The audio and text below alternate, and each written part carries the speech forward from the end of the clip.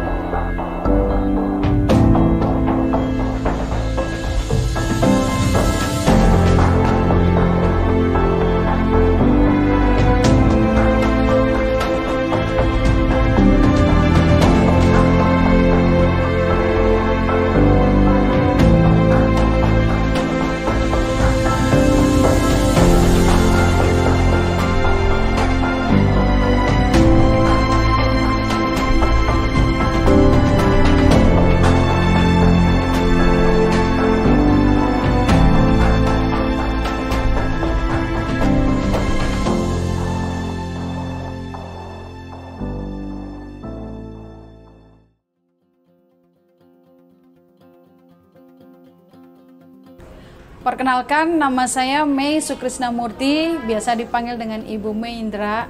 Saya merupakan salah satu orang tua murid di sekolah Stella Maris, yaitu Andrew Samuel Wijaya, kelas 11 IPA, dan Stanley Yehezkiel, kelas 1 SMP.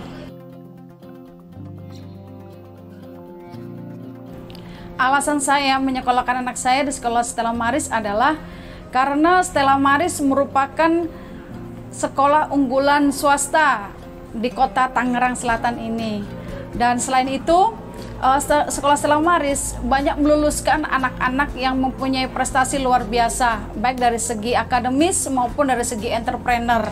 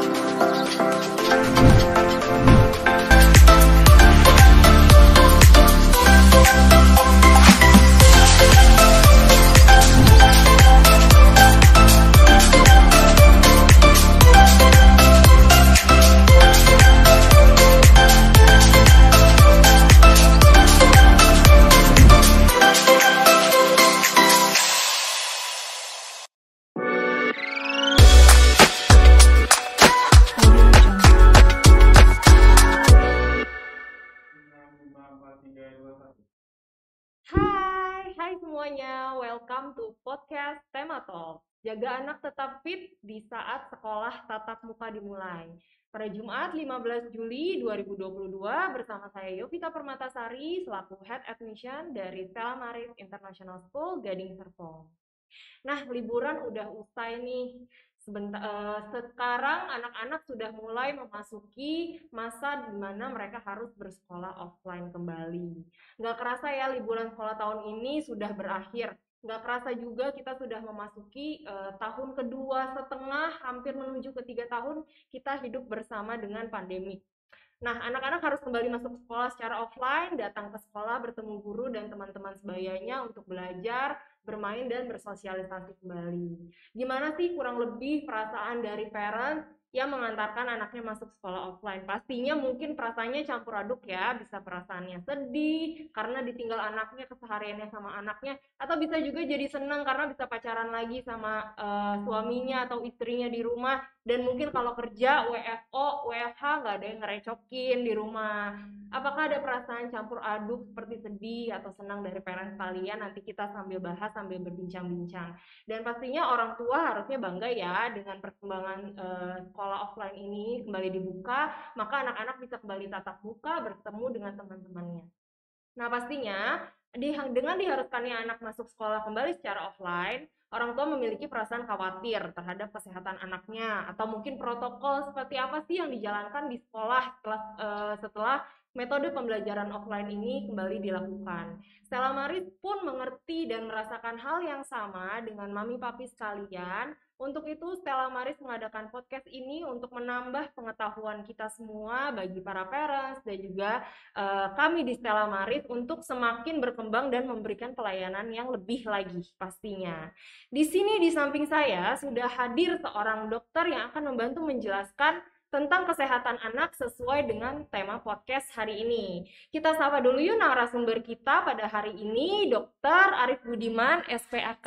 Selamat sore, Dok. Sore, Mbak Yovita. Selamat datang di Stella Maris dan terima kasih sudah bersedia untuk mengisi podcast Stella Maris pada sore hari ini. Kita senang banget kedatangan Dr. Arif untuk berbagi ilmunya tentang menjaga kesehatan anak dan agar anak tetap fit ya dok di masa sekolah, karena pasti nomor satu kekhawatiran parentsnya sangat luar biasa. Setelah 2 tahun biasanya di rumah, dijagain, nggak boleh kemana-mana, kali ini harus menghadapi 100% full offline metodenya. Jadi nggak sabar ya kita untuk bertanya-tanya lebih lanjut dengan Dr. Arif. Oke, tapi sebelum itu saya ingin memberitahukan kalau kita memiliki giveaway menarik dari Stella Maris untuk 3 penanya terbaik. Nah, giveaway-nya apa? Nanti akan saya beritahu kisi-kisinya di selama kita podcast berlangsung ya. Kita tunggu pertanyaan-pertanyaan dari para parents beserta peserta podcast lainnya.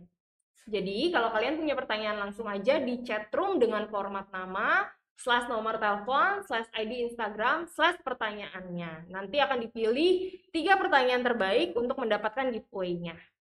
Oke, kita langsung masuk ke sesi pertama. Tapi sebelum kita masuk ke inti topik kita kenalan sekali lagi yuk sama Dr. Arif. Mungkin ada yang baru join, belum kenal juga dengan beliau, maka kita tanya-tanya, kita korek-korek lebih dalam lagi ya dok ya. Oke, Dr. Arif, kapan sih mulai memulai karir sebagai dokter spesialis anak gitu? Boleh diceritain dok? Baik, terima kasih Mbak Yovita dan juga Stella Marian ya kita panggilnya. Iya, Stella Marian, betul. Saya menjadi dokter anak sejak tahun 2014. 2014? Ya, jadi sekitar 8 tahun yang lalu ya. Saya lulus dari FKUI. Ya. Kemudian saya bekerja dan berkiprah di Tangerang ini. Ya. Kemudian saya menjadi dokter anak ini memang karena dari dulu senang anak-anak ya, gitu ya. Terus pas saya jadi dokter umum di rumah sakit, kemudian saya melihat pasien-pasien yang kita tangani, khususnya pasien anak itu banyak yang mengalami perbaikan ya, dari yang apa yang sakit kemudian jadi sehat. Itu rasanya kita senangnya luar biasa gitu ya, sehingga menguatkan saya untuk mau menjadi dokter anak. Betul. Berarti sempat menjadi dokter umum terlebih dulu ya dok ya? Iya, itu selama berapa tahun dok? Itu kita harus jadi dokter umum dulu ya, baru kita ambil spesialis. Ya. Kalau dokter gigi kan dia langsung dokter gigi ya. Iya, betul. Dia ada spesialisnya juga sebetulnya. Ya, subspesialisnya dok ya. Oke, baik. Dok, kira-kira selama berkiprah di dunia kedokteran ini, siapa sih dok yang menjadi role model atau mungkin panutan dokter, mungkin pasien atau dokter lain ya. gitu? Saya kebetulan mendalami bidang neonatologi, ya itu bidang yang menangani bayi-bayi baru lahir ya, yang bermasalah ya, termasuk juga bayi-bayi prematur ya, kemudian juga bayi dengan sesak dan sebagainya begitu. Ada guru saya yang menjadi idola saya, itu Prof. Winawati. Beliau menjadi inspirasi mungkin tidak hanya buat saya ya, buat teman-teman dokter neonatologi yang lain. Itu memang dia sosok yang luar biasa ya. Nah, parents dan audiens kalian pastinya penasaran dokternya praktek di mana aja sih dokter Arif ini. Boleh dikasih tahu dok, biar nanti mungkin ada parents atau audiens yang pengen langsung ketemu sama dokter untuk konsultasi. Baik. Dengan senang hati ya, saya bekerja di Rumah Sakit IMC Alam Sutra ya. IMC Alam Sutra ya dok. Mungkin kalau belum tahu, dulunya Omni ya, sekarang sudah berganti nama menjadi IMC. Betul. Ya. Nah, jadi bagi parents dan audiens yang tinggal di Tangerang dan sekitarnya, di Alam Sitra ada rumah sakit IMC yang gede, lobbynya bagus. Nah, disitulah beliau berpraktek. Boleh langsung dicari aja beliau di situ ya. Mudah-mudahan sehat-sehat aja ya. Mudah-mudahan sehat-sehat aja. Imunisasi ya. Betul. Mudah-mudahan sifatnya hanya kontrol saja dan ya. Lalu dok, apa aja sih dok kegiatan sehari-hari atau hobinya dokter? Mungkin di luar praktek dokter biasanya apa aja nih kegiatannya? Iya, jadi hobi saya itu nonton ya sebetulnya ya. Kemudian juga traveling ya, jadi jalan-jalan. Mungkin itu semua kayaknya orang juga sama ya. Kalau kegiatan di luar dari praktek ya paling kalau sekarang karena sudah berkeluarga ya, jadi mungkin menyempatkan waktu berkualitas dengan anak-anak dan istri saya. Dan istri di rumah ya. Oke, kan mungkin siapa tahu dokter hobinya masak ternyata kan nggak ada yang tahu ya, bisa jauh berbeda dengan ini prakteknya gitu. Nah, tapi sejauh ini bagaimana sih dok perasaan menjadi seorang dokter selama ini? Seperti kita tahu dokter itu benar-benar profesi yang mulia sekali ya dok ya, suka dukanya luar biasa banyak banget. Apalagi sebelum bisa berpraktek kan biasanya ada kegiatan apa sih dok yang dilakukan itu seperti OJT ya dok ya? Ya. Nah itu gimana jadi, tuh dok? perasaannya ya karena memang saya dari dulu bercita-cita jadi dokter ya dan dari sekolah udah tahu tuh dok pengen jadi dokter. Pengen jadi dokter. Kemudian ya beberapa kali saya sakit biasa ya, anak sakit gitu kan, kemudian ke dokter gitu. Nah, muncul tuh pengen keinginan jadi dokter anak gitu. Ya alhamdulillah ternyata memang terwujud ya cita-citanya menjadi dokter anak dan tentu saya merasa senang sekali sesuai dengan apa yang saya cita-citakan dari dulu ya. Dan tadi kita kepuasan itu luar biasa bagi kami tenaga kesehatan barangkali ya termasuk juga dokter ketika kita melihat ya pasien kita yang sebelumnya suffering dari penyakitnya begitu ya terus bisa kita tangani ya walaupun ya tentu itu adalah berkatnya yang maha kuasa tapi berkat mungkin kita juga ada tangan menolong mereka begitu ya dan akhirnya menjadi sehat kembali itu kepuasan yang luar biasa nggak bisa ternilai itu. Tugas yang sangat mulia sekali ya dok ya, pahalanya luar biasa. Semua pekerjaan mulia kok ya. Amin. Nah, parents kalian kita kayaknya udah kenalan cukup detail, cukup jauh dengan Dokter Arif. Nanti kalau misalkan ada yang masih penasaran, boleh minta WA-nya Dokter Arif ya di akhir sesi di question and answer. Oke, sekarang kita mulai masuk ke pembahasan selanjutnya. Bagaimana sih menjaga anak tetap fit di era tatap muka ini yang sudah berlangsung? Kan seperti kita tahu ya dok ya, kemarin di hari Senin semua sekolah seragam sudah offline, sudah masuk kembali. Anaknya dokter juga mungkin sudah mulai ya dok ya. Nah lalu hal apa saja sih yang perlu diperhatikan? Mungkin hal yang mandatori nomor 1 harus orang tua paling inget deh kalau udah mulai offline tuh apa sih dok? Oke, baik. Jadi pertemuan tatap muka tentu saja menjadi beresiko ya untuk kita terpapar virus COVID ya selama pandemi ini. Juga sebetulnya kalau anak-anak itu selain virus COVID juga penyakit yang lainnya sebetulnya ya Mbak Yovita. Jadi saya sendiri merasakan kalau pada saat pandemi itu sebetulnya pasien itu yang datang ke rumah sakit menjadi lebih sedikit loh. Betul, gitu ya. Selain karena mungkin takut, tapi juga barangkali memang jadi lebih sehat ya karena mungkin gak terpapar dengan orang-orang di luar gitu ya. Termasuk juga anak saya selama pandemi justru jarang sakit jadinya gitu ya. Nah tentu bagaimana caranya kita menghadapi offline lagi gitu. Protokol kesehatan harus tetap terapkan ya jadi cuci tangan ya kemudian juga menggunakan masker menjaga jarak gitu ya kalau dulu mah kita masih menyarankan menggunakan face shield gitu ya betul jadi itu tetap harus dikerjakan ya terutama barangkali cuci tangan itu bisa menangkal berbagai penyakit ya yang memang bisa ditularkan melalui tangan-tangan kita ini ya kita pegang sesuatu dan sebagainya gitu mungkin nggak hanya COVID tapi juga yang lainnya ya jadi yang paling penting itu cuci tangan ya jadi ajarkan anak-anak untuk belajar cuci tangan yang baik begitu ya, yang benar, sehingga memang mereka sudah terbiasa gitu ya. Kalau kita lihat sekarang anak-anak sebetulnya sudah terbiasa banget menggunakan masker gitu. Bahkan anak saya tuh kalau di mobil gitu ya, karena sudah terbiasanya dia sepanjang mobil tuh pakai masker gitu ya. Jadi bahkan ketika dia lepas ambil makan atau minum dia langsung pakai lagi gitu. Jadi sebetulnya anak-anak mungkin sudah terbiasa menggunakan masker ya. Cuci tangan barangkali yang perlu ditekankan lagi karena itu sangat berguna untuk menstop transmisi dari virus-virus yang selain dari COVID ya, kan kemarin kita juga ramai dengan hepatitis yang unknown etiology, itu juga sama tuh ya, sebetulnya kita kurang lebih protokolnya sama ya. Dan tentu saja yang perlu juga dikerjakan oleh mami papi ya di sini bilangnya ya, itu juga jangan lupa untuk yang belum divaksinasi harap melakukan vaksinasi segera ya. Kita sudah ada vaksinasi untuk usia 6 tahun ke atas kan, jadi bisa kita berikan gitu kepada anak-anak yang belum gitu ya, karena mungkin siapa tahu waktu pada saat itu belum dilakukan vaksinasi karena sedang sakit dan sebagainya sehingga belum dikerjakan, maka pada saat sebelum offline ini akan baiknya kalau memang melakukan vaksinasi terlebih dahulu ya, karena ini sudah terbukti dengan vaksinasi itu kita mungkin tidak kebal 100%, tetapi ketika kita kena gejalanya itu sifatnya ringan gitu ya.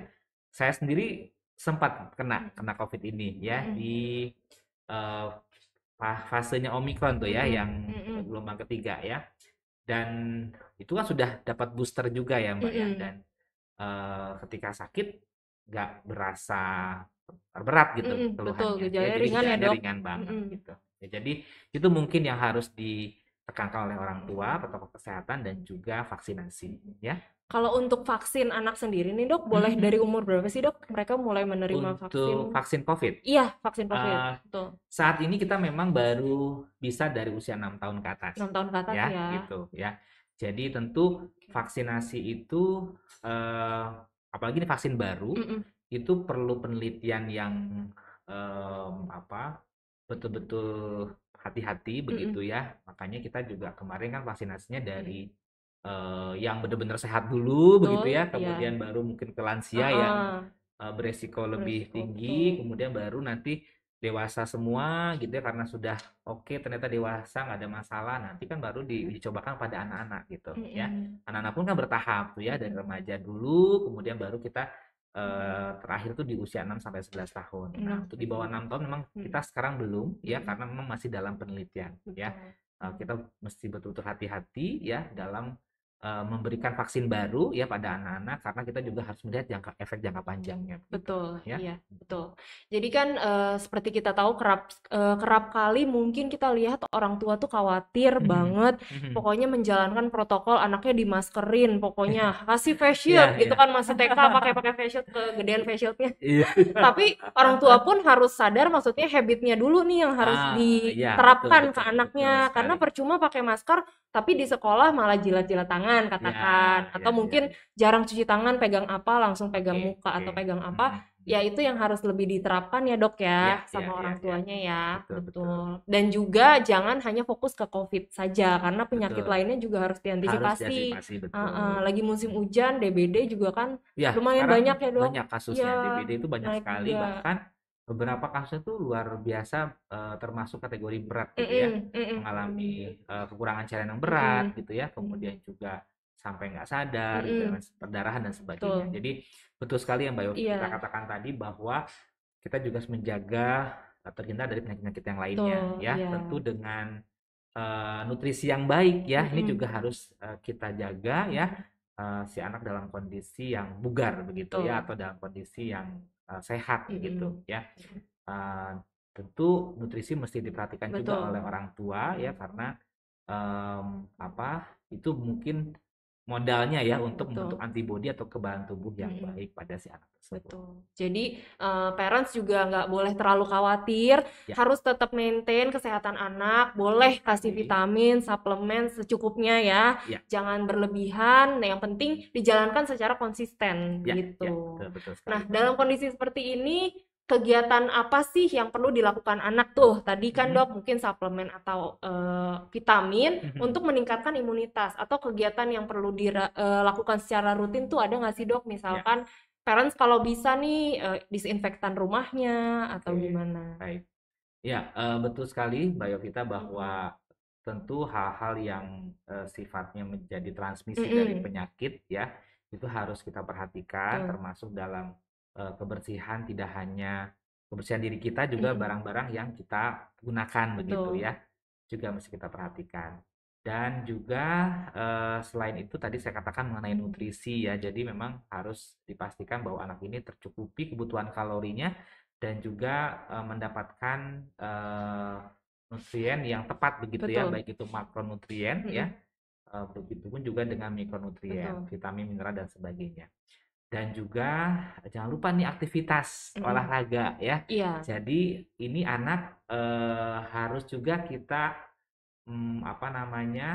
upayakan tetap melakukan aktivitas fisik di rumah ya, karena mungkin kalau sudah kelamaan di rumah, apalagi liburnya mungkin udah hampir sebulan ya gitu, udah mager ya gitu ya, seringnya mungkin bangun juga agak siang ya, terus udah gitu biasanya anak-anak seringnya kan sekarang main game gitu ya. Nah itu gadget betul ya, main game, gadget, nonton YouTube dan sebagainya gitu ya. Jadi itu juga mesti ada porsi waktunya ya. Artinya harus balance ya dok, harus balance juga aktivitas fisiknya terutama ya, mesti kita tetap jaga dan upayakan. Jadi ajaklah dia untuk bermain gitu ya, apalagi mungkin anak-anak yang masih SD yang sebetulnya biasanya aktivitas fisiknya masih luar biasa gitu, itu juga harus kita tetap upayakan ya, walaupun di dalam rumah misalnya gitu ya, atau mungkin di sekitar rumah saja. Jadi harus balance, kenapa di sekolah dan juga di rumah ya dok ya. Orang tua murid, parents harus bersinergi dengan guru-guru. Jadi di rumah protokol ketat, di sekolah juga ketat. Biar kalau misalkan di sekolah kena, oh ternyata bukan karena sekolah nih, tapi karena di rumah gitu. Betul. Lalu dok, makanan dan minuman apa sih dok? Tadi kan dokter katakan ya, nggak harus vitamin, nggak harus suplemen, bisa dari makanan, sayuran, buah-buahan. Yang mungkin bisa diprioritaskan untuk diberikan nih di masa pandemik ini. Ya, sebetulnya prinsipnya dalam berikan nutrisi itu adalah kita berikan sesuai dengan kebutuhan kalori atau energi yang dibutuhkan oleh si anak ini, tentu berdasarkan berat badan ideal pada usia ataupun tinggi badan si anak tersebut.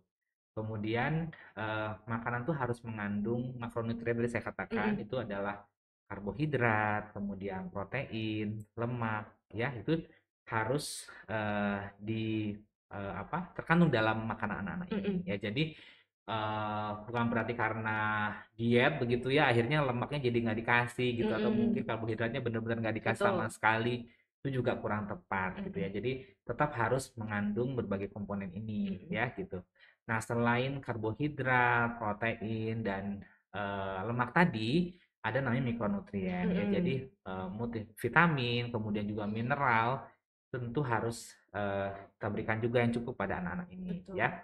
Apalagi mungkin kan prinsipnya sebetulnya kalau penyakit virus tuh berkaitan dengan daya tahan tubuh kita ya. Jadi makanya buat obatan pun kan pada saat kalau kita kena COVID kita diberikan suplementasi ya, vitamin dan sebagainya. Nah, tentu kita harus bisa memilih ya, makanan tuh harus juga mengandung yang seperti banyak serat ya. Jadi selain makanan padat disertai dengan protein ya, protein itu harus ada protein hewaninya juga ya, daging-daging dan sebagainya begitu, dan ikan dan sebagainya. Dan juga mungkin protein nabatinya, jadi sayur-sayuran itu juga harus dibiasakan. Nah ini kadang-kadang anak-anak itu karena mungkin ya kita juga kadang tadi simpelnya nih ya, kalau misalnya ngasih makan pagi kalau sarapan mungkin orang tuanya udah mau bekerja, paling digorengin nugget, chicken nugget gitu ya, sosis. kemudian chicken wing dan sebagainya, sosis dan sebagainya. Betul. Sehingga kadang-kadang lupa untuk memberikan Betul. sayuran ya, buah-buahan itu juga harus kita berikan. Jadi Betul. makan itu minimal 3 kali sehari. Betul. Kemudian kita boleh memberikan ekstra buah atau biskuit gitu ya, snack time gitu 2 kali sehari ya. Kemudian juga susu boleh diberikan ya pada anak-anak di atas 2 tahun itu kita boleh berikan sekitar maksimal sebetulnya 500 cc. 500 ya. Jadi kita boleh tambahkan dengan itu. Namun demikian yang penting itu adalah makanan padatnya. Jadi kalau kita sudah bisa menyiapkan makanan padat yang bisa memenuhi tadi makronutrien maupun mikronutriennya, sebenarnya cukup ya. Jadi kayak suplemen itu apakah diperlukan? Ya, kalau misalnya sedang aktivitas yang mungkin ya dia lagi sekolah, ujian gitu ya, dia juga belajar di rumah dan sebagainya, bolehlah kita kasih gitu ya, karena kan mungkin dia butuh lebih tinggi ya dibandingkan pada kegiatan biasanya. Tapi ketika dia dalam kondisi aktivitas yang biasa, kemudian nutrisinya juga oke, sebetulnya si suplemen mungkin belum tentu kita perlu berikan. Belum tentu ya dok ya. Kalau dari konsumsi sehari-hari yang masuk aja udah cukup memenuhi, ya sudah di-maintain saja ya dok ya. Betul sekali. Dok, tapi aku penasaran deh sebenarnya kan orang pas masih COVID lagi tinggi-tingginya ya dok ya, pas Delta, Omikron tuh kita harus berjemur. Itu sebenarnya efektif nggak sih dok? Iya, jadi berjemur itu kan kita mau ambil vitamin D-nya ya. Nah, jadi efektif, betul. Efektif ya? Efektif, tetapi memang paling baik sebetulnya berjemur itu antara jam 10 sampai jam 12 ya. Jam 10 disitulah kadar vitamin D yang cukup untuk kita butuhkan gitu ya, untuk dalam hal menjaga imunitas tadi ya. Namun demikian tentu kalau bayi-bayi ini ya, kalau kita mau kasih paparan sinar matahari itu nggak dijemur langsung kayak jemur pakaian gitu ya, jemur ikan asin ya dok. Nggak kayak jemur ikan asin ya, cukup di teras aja. Teras aja. Jadi tidak perlu mendapat paparan secara langsung gitu ya, paparannya tidak langsung di teras cukup gitu, ya. Yang penting jangan di AC terus ya dok ya, karena memang tentu dia butuh yang namanya rangsangan untuk vitamin D-nya tadi. Selain itu juga sebetulnya anak-anak yang lebih sering berada di ruangan ber-AC itu kemungkinan mengalami alerginya itu lebih tinggi ya gitu. Bahkan untuk anak-anak yang mungkin tidak ada riwayat alergi pada orang tua gitu ya. Karena kan perputaran udaranya juga ini ya dok ya, di situ-situ aja ya dok. Betul sekali ya, biasanya kan ruangan tertutup ya. Kalau di ruangan ber-AC itu kan ya, sehingga mungkin ventilasi juga tidak sebaik ruangan terbuka seperti itu. Iya, oke dok. Nah, kita lanjut ya. Bagaimana nih orang tua menghadapi anak yang tidak mau melakukan kegiatan makan dan minum yang bagus untuk menambah daya tahan tubuh? Mungkin seperti yang tadi kita bicarakan ya dok, instan tuh gampang. Jadi kayaknya sering banget nih dikasih nasi goreng instan, Indomie mungkin terus nugget, sosis, itu udah praktis, enak lagi dok. Gimana sih kalau orang tuanya mau mulai merubah habit nih? Gitu. Ya, jadi tentu ya barangkali mami papi harus menyediakan waktu lebih banyak ya, artinya kalau kita mau pergi bekerja jam 7 barangkali harus bangun lebih pagi ya untuk menyiapkan sarapannya itu, atau barangkali sarapannya sudah sebagian disiapkan pada saat hari-hari sebelumnya, sehingga pada saat besok mau berangkat sekolah itu tinggal menghangatkan ataupun mungkin tinggal mengolah lagi sedikit gitu ya. Kemudian biasakan barangkali supaya si anak ini terbiasa, memang sebisa mungkin kita makan bersama dengan anak-anak gitu ya. Jadi pada saat pagi-pagi itu sebelum kita bekerja, sebelum si anak berangkat sekolah gitu, kita biasakan makan bersama dengan mereka, dan biasakan kita juga makannya dengan pola yang sehat begitu ya. Jadi kalau si anak ini melihat kita, kita juga makan sayur, kemudian juga kita juga makan protein hewani, ikan atau daging dan sebagainya gitu, maka si anak juga akan melihat ya bahwa memang orang tua saya juga demikian gitu, menjadi contoh. Jadi selain kita menyampaikan bahwa kamu mesti makan ini, makan itu gitu ya, tapi juga kita juga harus melihatkan contohnya ya. Kalau misalnya mereka hanya mendapatkan perintah-perintah saja dari kita tanpa kita juga memberikan contoh. Jadi kalau anak dan remaja begitu ya, tentu mereka akan jadi tidak mengikuti apa yang kita harapkan. Ya, jadi pertama kita memang harus kasih tahu ke mereka bahwa memang makanan sehat seperti apa, kemudian memberikan contoh ya bahwa kita pun mengkonsumsi makanan-makanan sehat tadi seperti itu barangkali. Jadi semua penggeraknya itu adalah orang tua. Iya, betul. Semua dari orang tua ya. Cerminannya kan adalah orang tua. Iya, gitu ya. Oke. Siapa saja yang bisa terlibat membantu untuk menjaga kesehatan imun atau menjaga supaya anak tetap fit nih, Dok? Kalau misalkan dalam sebuah keluarga, mungkin orang tuanya sibuk. Tapi kan biasanya orang tua mami-mami zaman now ya, Dok. Ada driver, ada pembantu khusus, ada neni gitu kan. Itu juga berarti harus mendapatkan informasi yang tepat ya, Dok, dari owner, dari orang tua gitu.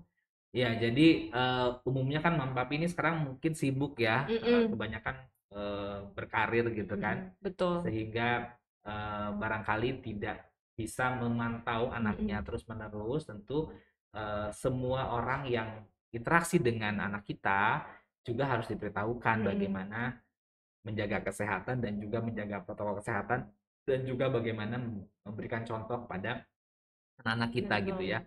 Nah, seringkali kan biasanya dititipin sama kakek nenek ya atau oma-opa betul, ya gitu itu, Dok, ya. itu juga salah satunya ya.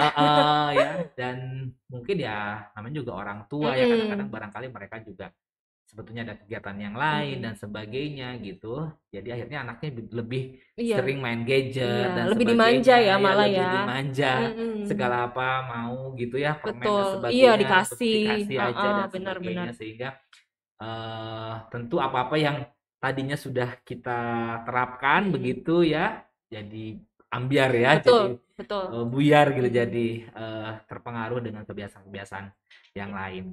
Begitupun juga dengan ya orang-orang membantu kita di rumah, kemudian juga mungkin tadi driver ataupun siapapun lah yang interaksi ya. Mungkin kadang-kadang mungkin juga kita suka dibantu sama security ya di perumahan dan sebagainya. Barangkali juga tentu kita harus tetap menyampaikan ya bagaimana kita menjaga protokol kesehatan yang baik seperti itu. Betul banget. Nah, aku juga mau mengingatkan kembali nih, bila ada yang ingin bertanya langsung tentang menjaga kesehatan anak bersama dengan Dr. Arif, langsung saja ketik pertanyaan di kolom chat room dengan format nama, spasi nomor telepon, /ID Instagram, /pertanyaan. 3 pertanyaan terbaik akan diberikan mendapatkan giveaway. Giveaway-nya apa? Nanti akan mendapatkan saldo di OVO. Wow. Oke, nah sekarang kita udah ada pertanyaan ya, Dok ya. Kita udah ada pertanyaan, tapi kita tampung dulu. Sebentar lagi kita akan utarakan pertanyaan tersebut. Karena yang pertanyaannya kayaknya yang paling menarik nih yang dari orang tua ya, yang langsung memberikan pertanyaan nih. Karena mungkin real ya. Iya, betul. Dialami oleh mereka. Betul banget, yang penasaran di balik layar. Oke, kita lanjut ke sesi terakhir ya, Dok ya. Ya, kita sekarang masuk ke sesi mengenai menjaga kesehatan badan anak-anak maupun kita selaku orang dewasa ya, Dok ya, yang sudah beraktivitas. Dari tadi tuh kita bahas tentang fit dan sehat, tapi apa pengertian dari fit dan sehat itu, Dok? Apakah harus makan ubi, nasi merah yang boring-boring gitu, Dok? Atau apa sih, Dok, yang mungkin ya udah makan aja sehari-hari seperti itu tapi di-maintain gitu. Betul. Apa tuh, Dok? Ya, sebetulnya arti kata sehat itu adalah bila seseorang bisa melakukan aktivitas daily activity-nya dengan baik ya. Termasuk juga kalau memang dia sekolah ya berarti bisa melakukan sekolah dengan baik. Begitupun juga kita mungkin yang bekerja bisa melakukan pekerjaan dengan baik. Yaitu dikatakan sehat ya. Kemudian apakah memang harus makan nasi merah, kemudian apalagi tadi Mbak, ubi dan sebagainya. Pokoknya harus yang umbi-umbian biar berasa sehatnya gitu, Dok. Sebetulnya sih bukan satu keharusan ya, tapi memang barangkali makanan-makanan yang dikukus begitu ya, makanan-makanan yang tidak digoreng saja begitu, itu memang kadang-kadang terasa lebih baik gitu ya. Namun demikian tentu bukan hanya itu sebetulnya, tapi juga hal-hal yang lain mesti diperhatikan seperti yang saya sampaikan tadi. Yang penting dia memenuhi makronutrien dan juga mikronutrien dibutuhkan oleh si tubuh. Jadi tentu akan baik gitu ya untuk si tubuh dia. Jadi artinya ya seperti apa yang sudah kita kerjakan selama ini, barangkali hanya mungkin tentu menjaga ya agar itu tetap seimbang gitu ya. Ngomong-ngomong mengenai umbi-umbian, kemarin tuh saya baru jalan-jalan tuh ya ke daerah utara Tangerang itu. Waktu kemarin saya mengantarkan profesor dari Jerman ya. Dan dia senang sekali ternyata dengan umbi-umbian yang disediakan oleh panitia gitu ya. Jadi memang enak sekali ya umbi-umbian seperti yang disajikan biasa oleh orang-orang kita ini. Dan mungkin bagi mereka itu sesuatu yang jarang mereka dapatkan gitu ya. Karena ekspat ya dok ya, maksudnya orang luar ya jadi dok. kami ada kerjasama antara FKUI dengan Medical Faculty di Jerman begitu mengenai program stunting ya. Jadi mulai dari bagaimana menjaga nutrisi si orang tua, si ibu dalam hal ini, kemudian juga bayinya sampai dia menjadi besar gitu. Nah itu nanti kita ada kayak semacam pelatihan untuk para tenaga kesehatan begitu ya. Dan kemarin kebetulan dari profesor dari Jerman itu datang ke sini dan kita memperlihatkan bagaimana kondisi real di tempat kita gitu ya, mulai dari tempat praktek bidan, kemudian di puskesmas ya, dan juga di rumah sakit umum daerah kita melihat seperti itu. Jadi malah tertarik ya dok dengan dengan food yang mungkin hal baru ya dok ya, malah nggak biasa konsumsi gitu, dan mereka merasakan itu enak gitu, mereka sangat excited. Betul. Oke. Nah, parents dan audiens kalian, aku mau ngingetin nih, bukan cuma fit aja ya, tapi bukan cuma fit badan aja, tapi mental kita juga harus sehat. Itu paling penting ya dok ya. Betul sekali. Ya, betul. Jangan lupa untuk menjaga tetap kesehatan badan dan juga mental kita. Healing ya kalau sekarang katanya. Iya, healing, sering-sering healing boleh. Ya tentu. Oke. Nah, apakah ada kegiatan pendukung yang bisa sekolah terapkan agar anak tetap fit di saat sekolah tatap muka ini? Dan apa yang perlu diwaspadai di sekolah untuk menunjang keberhasilan dalam menjaga murid-murid agar tetap fit? Nah, ini mungkin aku bisa bantu jawab ya dok ya. Apakah ada kegiatan pendukung yang bisa sekolah terapkan agar anak bisa tetap fit saat sekolah tatap muka? Ada dong, programnya sangat-sangat simple tapi bermakna sekali. Kita para guru bisa hand in hand meluangkan waktu untuk menerapkan cuci tangan bersama, mengajarkan protokol, step-step cuci tangan yang tepat ya dok ya. Kan agak panjang tuh, bisa jadi games juga buat anak-anak ya dok ya. Biar menarik ya. Betul, biar anak-anak juga sambil ingat, nanti bisa aja jadi siapa sih yang terbaik, nanti dapat hadiah gitu. Betul. Apa yang perlu diwaspadai sekolah untuk menunjang keberhasilan dalam menjaga murid-murid agar tetap fit?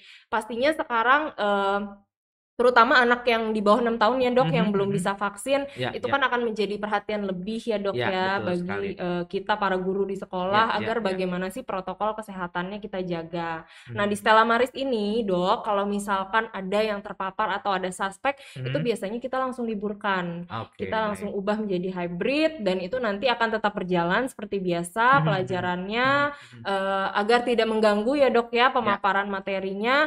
Dan di satu sisi di sekolah kita juga disinfektan secara berkala gitu. Jadi untuk parents dan juga audiens jangan khawatir, kita tetap menjalankan protokol COVID dengan baik dan kita melakukannya juga secara konsisten. Nah, lalu lanjut, kapan waktu yang tepat untuk melakukan olahraga dan berapa lama waktu yang bagus untuk meningkatkan kebugaran? Mungkin ini bisa dibantu menjawab dok. Baik, jadi sebetulnya olahraga tuh kapan saja boleh kita kerjakan. Kapan aja boleh ya dok ya? Ya, tapi mungkin memang paling enak tuh kan pada saat nggak sedang panas-panasnya ya. Jadi mungkin di pagi hari atau di sore hari gitu ya. Sementara waktunya sebetulnya paling baik itu minimal 2 kali seminggu. Minimal 2 kali seminggu.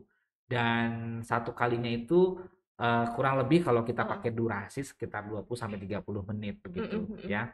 Nah, jadi upayakan kita berolahraga yang rutin ya dengan frekuensi minimal 2 kali seminggu tadi, dan juga tadi lamanya sekitar segitu. Betul. Tentu tiap orang akan menjadi berbeda sesuai dengan kebutuhannya ya, tapi kira-kira nih minimal seperti itu gitu. Betul. Ya. Siapa tahu kan di masa pandemi ini dengan memulai aktivitas berolahraga bisa jadi hobi baru ya, Dok. Ya, yang betul, tadinya nggak betul. pengen sepedahan jadi senang rajin sepedahan ya kan. ya. Ya. Soal pandemi itu seperti itu ya, Betul. banyak orang jadi sepedahan Iya, jadi ya. tren baru ya, Dok. Tren baru, betul. Gitu. Oke. Nah, sekarang kita masuk ke sesi open question and answer. Kita masuk akhirnya ke sesi tanya jawab. Nah, ini sudah ada 3 pertanyaan terbaik yang akan dipilih ya, Dok ya. Tapi kita coba untuk bacakan pertanyaan yang masuk dulu. Siap. Ini dari Ibu Meli. Pertanyaannya saya coba bacakannya, Dok. Ya.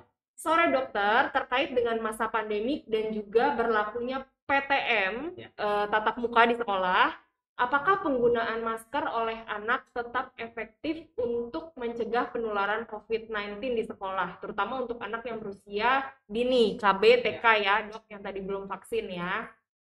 Nah, mungkin awal-awal masih sulit untuk memakai masker dengan kegiatan yang padat di waktu sekolah ini. Kemudian di sekolah masih akan ada aktivitas fisik seperti olahraga, ekskul, dan juga ada snack time untuk anak. Jadi ada masa-masa di mana anak harus lepas masker pakai lagi. Apakah masker juga masih efektif untuk mencegah COVID? Perlukah suplemen untuk anak-anak yang harus disiapkan oleh orang tua? Oke. Gimana, Dok? Terima kasih Mami Meli ya. Ini bagus sekali pertanyaannya dan tentu ini yang menjadi kekhawatiran orang tua nih ya pada saat anaknya masuk kembali ke sekolah, terutama buat anak-anak yang berusia dini tadi sekitar TK ya. Nah, jadi tetap tentu saja masker ini menjadi salah satu protokol yang efektif untuk dikerjakan ya. Walaupun mungkin pada saat waktu tertentu, misalnya pada saat olahraga ya, kemudian juga pada saat makan begitu ya, dia akan membuka maskernya ya, karena mungkin kalau olahraga sambil maskeran kayaknya lumayan juga ya. Iya, betul. Juga napasnya ya. Nah, mungkin memang kita buka ya, kita buka, tapi upayakan ya seminimal mungkin gitu ya kita membuka masker tersebut ya. Jadi ketika misalnya waktu makan, setelah mereka hanya buka masker pada saat mau makan, kemudian setelah itu setelah selesai makan segera pakai maskernya lagi, cuci tangan gitu ya. Jadi seminimal mungkin kita memberikan keluangan tidak pakai maskernya begitu. Kemudian suplemen sebetulnya boleh saja ya pada saat memang anak ini mungkin aktivitasnya lebih sering olahraga juga gitu dan sebagainya, boleh kita berikan multivitamin ya. Multivitamin apa saja boleh diberikan ya. Kemudian boleh mungkin kita berikan juga vitamin D. Vitamin D ya, Dok ya. Rutin ya, karena vitamin D ini memang sudah diteliti ya, memang ada kaitannya dengan pembentukan imunitas tubuh kita ya, sehingga makanya tadi kan suruh berjemur kan juga untuk vitamin D sebetulnya ya. Tapi karena mungkin kegiatan lebih banyak di indoor, tentu boleh kita kasih suplementasi pada anak ini khusus untuk vitamin D ini. Parents juga boleh ya bawa stok masker untuk anaknya. Boleh, atau kita sediakan juga di sini, Dok. Betul. Yang penting sering ganti nggak apa-apa, yang penting steril ya, Dok ya. Betul. Anak kecil kan kadang suka lupa taruh masker, atau mungkin taruh maskernya yang buat dibuka malah gitu dibalikin ke lantai gitu, Dok. Atau mungkin habis main dia jatuh dan sebagainya. Iya, gitu. Jadi kita juga sebagai parents harus tahu lah habit anak kecil tuh seperti apa. Kita bantu, kita dukung juga dari belakang. Oke. Kita lanjut ya ke pertanyaan selanjutnya. Ada pertanyaan dari Mami Tia. Dok, izin bertanya, bagaimana dengan anak yang memiliki penyakit bawaan seperti jantung atau autoimun? Apakah sebaiknya di rumah saja atau tetap boleh diizinkan tatap muka langsung? Dengan syarat dan ketentuan berlaku ya, Dok ya, karena di Jakarta ini saat ini kasus sedang naik lagi. Dan apakah tipsnya menjaga kesehatan agar anak tidak terlalu takut dengan COVID bahkan hingga antisosial dengan teman-teman? Silakan, Dokter. Iya, jadi memang hal seperti ini kadang dilematis juga ya kita ya. Betul. Bahwa di satu sisi kita memang harus menjaga si anak ini, tetapi juga anak juga perlu sosialisasi dengan teman sebayanya gitu ya. Tentu kalau pada anak-anak yang dengan punya penyakit yang bawaan penyerta ya, begitu ya, seperti penyakit jantung bawaan, kemudian juga apa tadi, ya penyakit-penyakit yang autoimun gitu ya. Tentu kan memang daya tahan tubuhnya lebih rentan ya dibandingkan dengan anak yang sehat ya. Barangkali kalaupun memang dia harus ikut tatap muka ya, maka misalnya kegiatan seperti makan itu barangkali ada tempat khusus untuk dia ditempatkan sehingga dia tidak berinteraksi langsung dengan orang lain, misalnya dia sendiri untuk makan di situ gitu ya. Itu mungkin bisa difasilitasi oleh sekolah ya. Kemudian juga dalam berolahraga barangkali kalau penyakit jantung kadang-kadang kan kita memang mesti juga menjaga aktivitas fisiknya ya, tidak boleh terlalu berlebihan. Jadi mesti dipilih mana aktivitas fisik yang bisa dikerjakan oleh anak-anak tersebut. Kemudian juga tentu tadi seminimal mungkin lah kalau memang dia harus berolahraga dan harus melepaskan maskernya jangan terlalu lama gitu ya. Mungkin bisa menjadi pengecualian ya dok, kecuali olahraga tapi bukan berarti nggak boleh masuk dan mengikuti kegiatan lain. Ya betul sekali ya. Dan tadi ya, jadi saya juga ada tuh kasus ya anaknya jadi betul-betul nggak mau nih ketemu sama orang lain gitu karena mungkin karena kebiasaan di rumah begitu ya.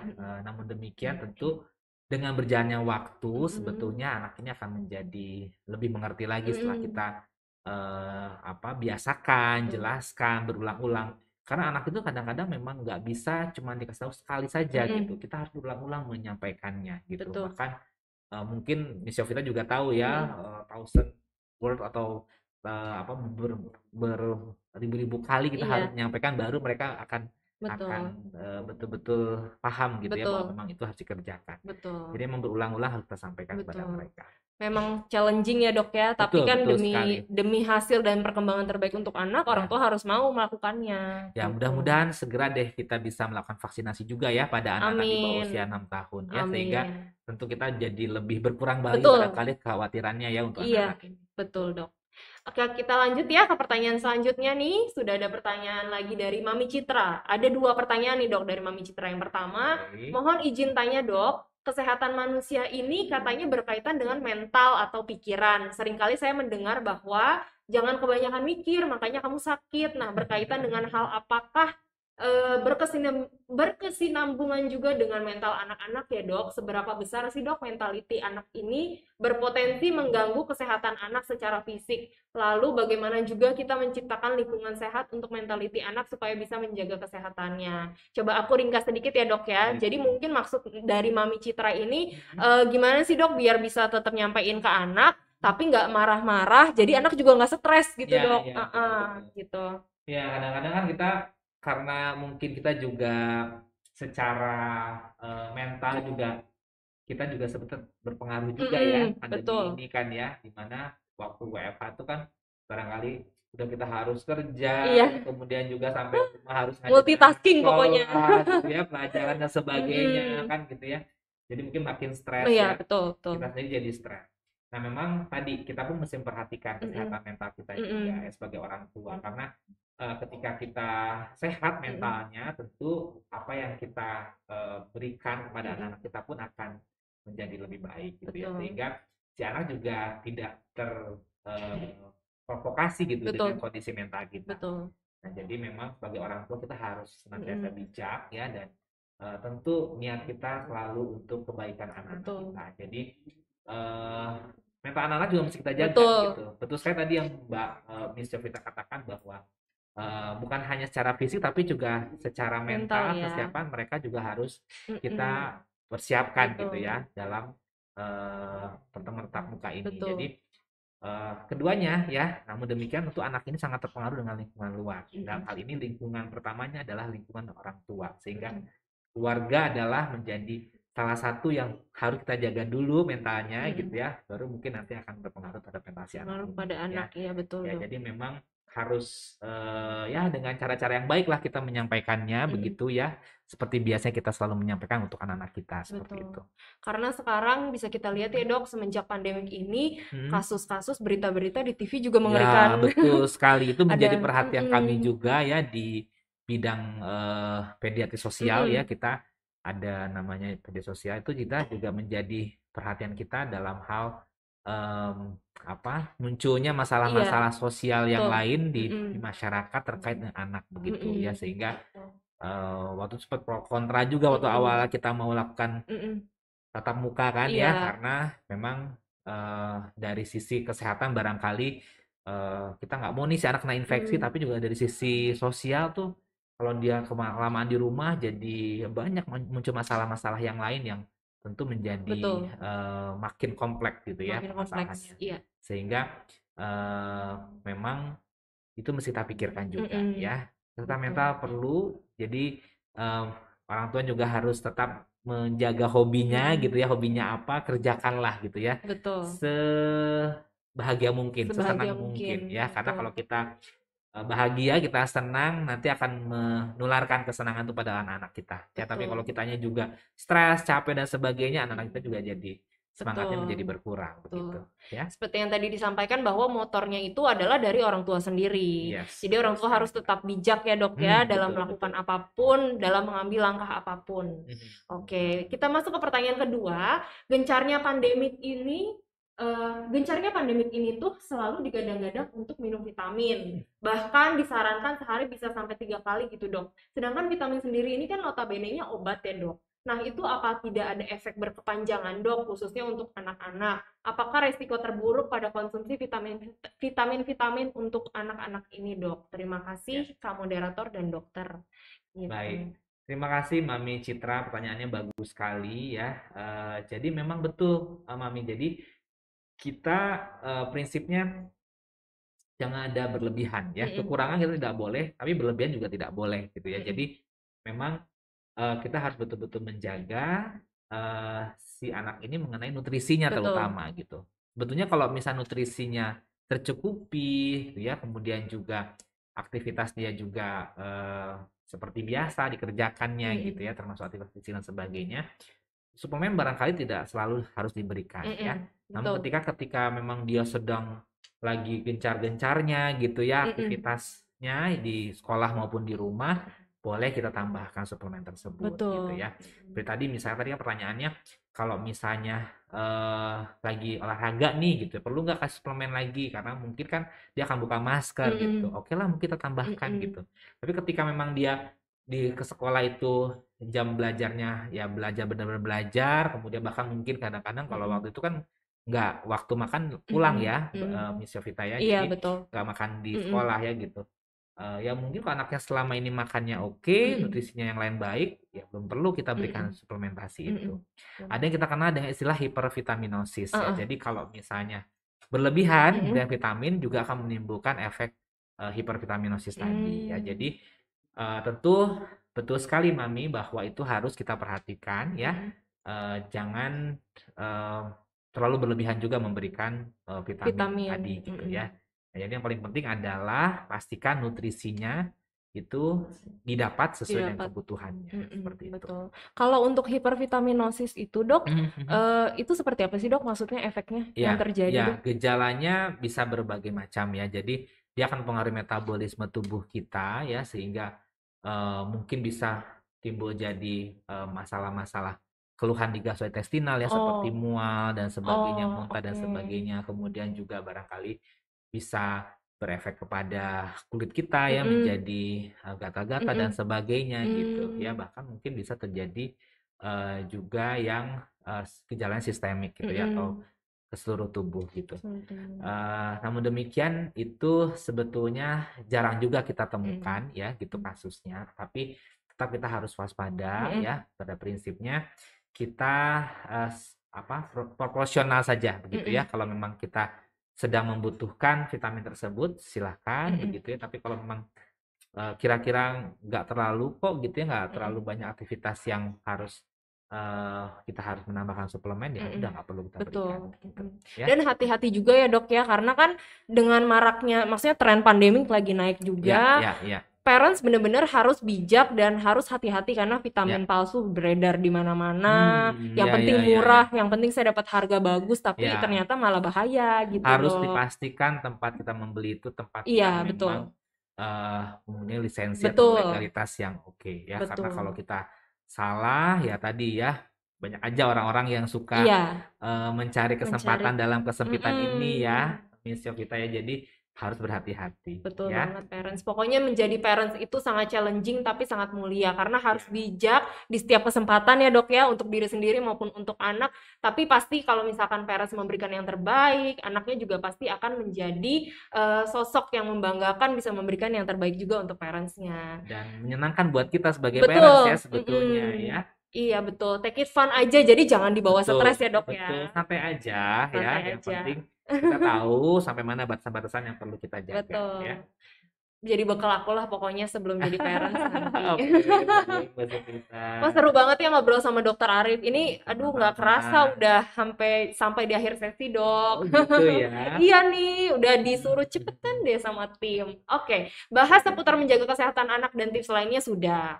Sayang sekali nih dok, waktunya sudah habis. Kita sudah sampai di penghujung acara. Padahal masih pengen ngobrol sama Dokter Arif. Nanti mungkin aku bisa WA-an abis ini. Boleh, silahkan. Tentang bagaimana cara menjaga si kecil supaya tetap fit saat sekolah tatap muka. Terima kasih untuk para audiens yang sudah setia menonton sampai akhir. Terima kasih juga untuk Dokter Arif sudah berkenan datang ke sini menyempatkan waktu untuk sharing. Terima kasih banyak dok. Dan sudah sharing tips-tipsnya juga dari Dokter Arif. Mungkin Dokter Arif ada 1-2 kalimat pesan nih dok untuk penutup sore hari ini. Karena ini terkait dengan persiapan tatap muka ya, Miss Yovita. Jadi pesan saya mungkin seperti juga yang sudah saya sampaikan sebelumnya adalah tetap jaga protokol kesehatan ya, dan juga untuk mencegah terinfeksi COVID. Juga untuk anak-anak yang sudah diperkenalkan untuk melakukan vaksinasi, harap segera melakukan vaksinasi agar bisa terhindar dari infeksi COVID yang berat.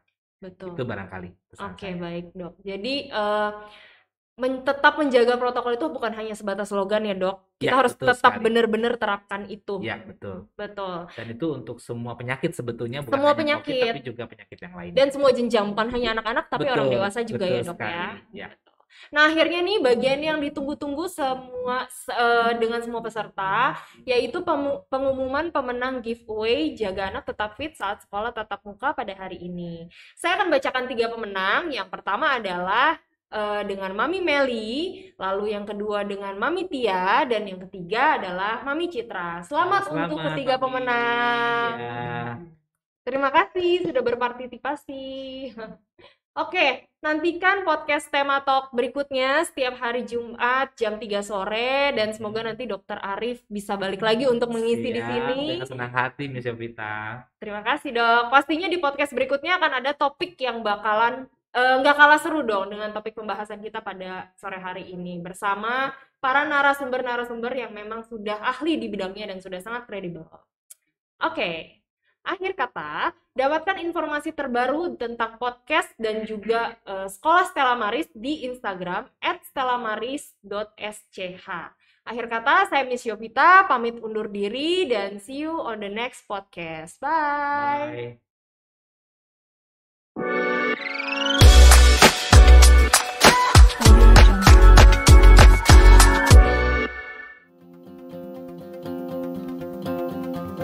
Hai, nama aku Alexander Adrian, aku dari Sekolah Stella Maris Gading Serpong dan aku dari kelas 8B. Sewaktu aku masuk di Stella Maris Gading Serpong, aku mendapatkan beasiswa non-akademik dari jalur prestasi di bidang berenang. Aku pernah mengikuti kejuaraan di dalam negeri maupun di luar negeri, dan yang paling berkesan bagiku adalah Malaysia Open. Aku pernah menjuarainya di nomor 200 kupu di posisi kedua. Yuk teman-teman yang mempunyai prestasi di bidang akademik maupun non-akademik, untuk join di Stella Maris Gading Serpong supaya mendapatkan beasiswa seperti aku. Terima kasih Stella Maris, dadah!